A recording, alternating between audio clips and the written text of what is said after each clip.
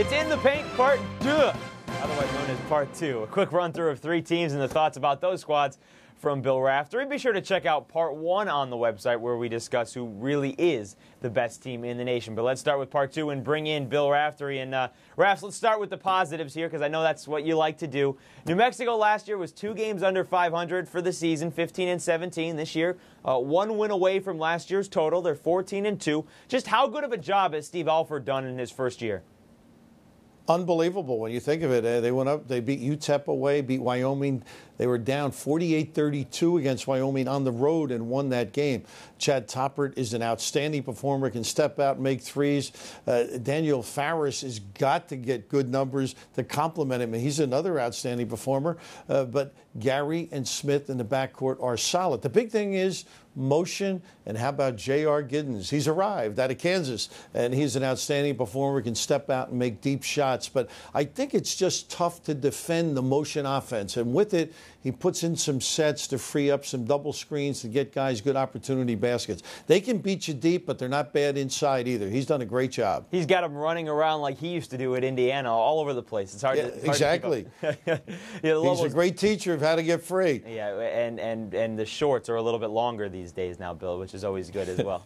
Lobos, they do have 5 guys scoring within 4 points of each other, so they're getting some good balance there for Steve as well. All right, let's get into more positives here. Wisconsin. Only losses this season are to Marquette and Duke. They're 12-2 going into the game tonight, Thursday night against Illinois. Should people be surprised that this team is this good even after they lost Alando, Tucker, and Cameron Taylor? Why don't people believe in Bo Ryan? I mean, he does it year in and year out. Division II level, he did it. He's doing it at Wisconsin. Brian Butch is a guy that can step out, but he plays with his back to the basket a little bit more. Trevon Hughes got hurt the one game. Michael Flowers came in and ran the show.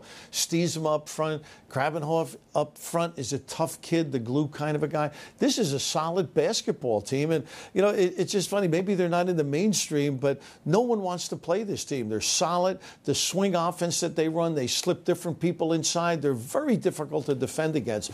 Bo's legit. People got to understand that. And let's not forget that this was a team last year at one point that was the #1 team in the nation.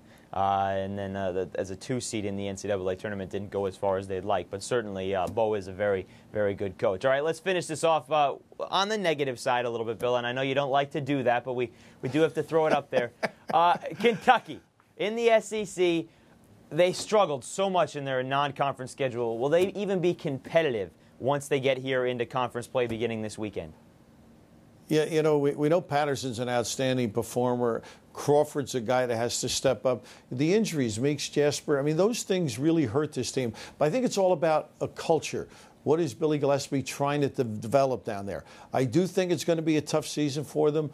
They anticipate the young kids that they've recruited to be good players next year for them. But right now it's all about the hard work, the dedication, the effort that he had with his team at Texas A&M. It won't be easy, but I know they'll be competitive. They just have a little problem scoring. How long does he have, though, Bill? Because people in Lexington don't have the patience when it comes to basketball. Well, he's got the long-term contract, but no, you're right. I mean, their expectations are incredible each and every year. Sometimes it's a honeymoon year for people. I think down in Kentucky you get a honeymoon week.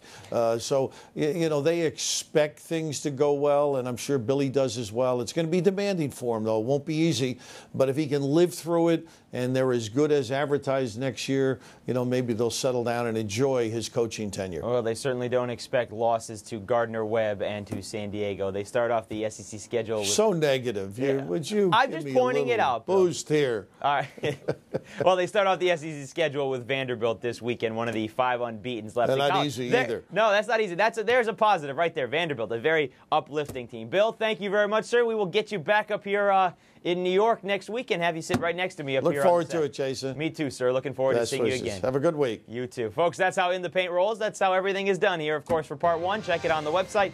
And for Part 2, all over the CBS Audience Network. I'm Jason Horowitz for Bill Raftery. Have a fantastic weekend, folks.